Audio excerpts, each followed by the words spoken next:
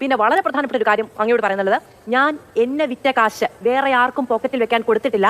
അങ്ങനെ ആരെങ്കിലും വിറ്റ കാശ് പോക്കറ്റിൽ വെക്കാൻ ആർക്കെങ്കിലും കൊടുക്കുന്നുണ്ട് എന്ന ധാരണ അങ്ങേക്കുണ്ടെങ്കിൽ അതൊന്ന് തിരുത്തി മുന്നോട്ട് പോകണം എന്നതുകൂടി പറയുന്നു. അടുത്ത ആൾക്ക് പറഞ്ഞേക്ക് പറയാം. എന്തോ കുത്തി പറയുന്ന പോലെ എനിക്ക് ഫീൽ ചെയ്യുന്നുണ്ട് കേട്ടോ. ഈ മാധുവിന് സങ്കടമില്ലല്ലോ. മാധുവിനെ പോലെ ഒരാൾ ചർച്ചയിൽ പങ്കെടുക്കുന്നു, നല്ലൊരു മാധ്യമ പ്രവർത്തകയാണ്. 8.5 കോടി രൂപ നിങ്ങളുടെ ചാനലിലൂടെ ഒരാൾ തട്ടിവിടുകയാണ്. മാധുവിനെ അദ്ദേഹം വിറ്റിട്ടില്ല എന്നാണ് എൻ്റെ ധാരണ. വിറ്റിട്ടില്ലാത്ത കൊണ്ട് മാധു ചോദിക്കണമായിരുന്നു, എവിടെ നിന്ന് കിട്ടി 8.5 കോടി രൂപ? ഇന്നലെ സർപ്ലസ് ഉണ്ട്, ഇന്ന് അഖിലിന്റെ 8.5 കോടി. കവി തല്ലു വാങ്ങിയിട്ടേ പോകുന്നു.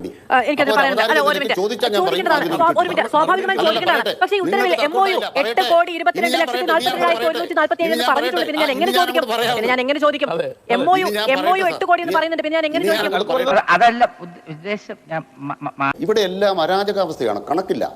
ചാക്കിൽ കൂട്ടിയിട്ടിരിക്കുകയാണ്. 3 കാര്യം ഞാൻ കേട്ടല്ലോ. രജിസ്റ്റർ ഇല്ല, പിന്നെ ചാക്കിൽ കൂട്ടിയിട്ടിരിക്കുന്നു.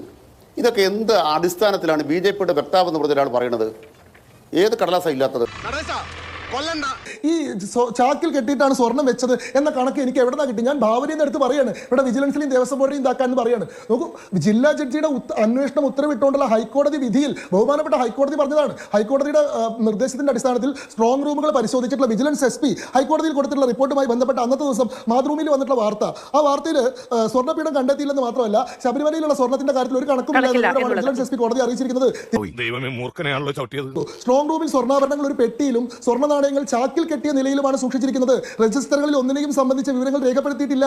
ശബരിമലയിലുള്ള വസ്തുക്കളെ സംബന്ധിച്ച് ഒരു കണക്കുകളും വിവരങ്ങളും രജിസ്റ്ററുകളിൽ ലഭ്യമല്ല എന്ന് വിജിലൻസ് കോടതി അറിയിച്ചു. നോക്കൂ, വിജിലൻസ് ഹൈക്കോടതിയെ അറിയിച്ച് ഹൈക്കോടതിയുടെ ഉത്തരവിന്റെ ഭാഗമായി വന്ന് മാധ്യമങ്ങൾ റിപ്പോർട്ട് ചെയ്തിട്ടുള്ള കാര്യം ഞാൻ ചർച്ചയിൽ പറയുമ്പോൾ RDPയുടെ തൊലി ഇരിക്കുകയാണ് ഉത്തമ.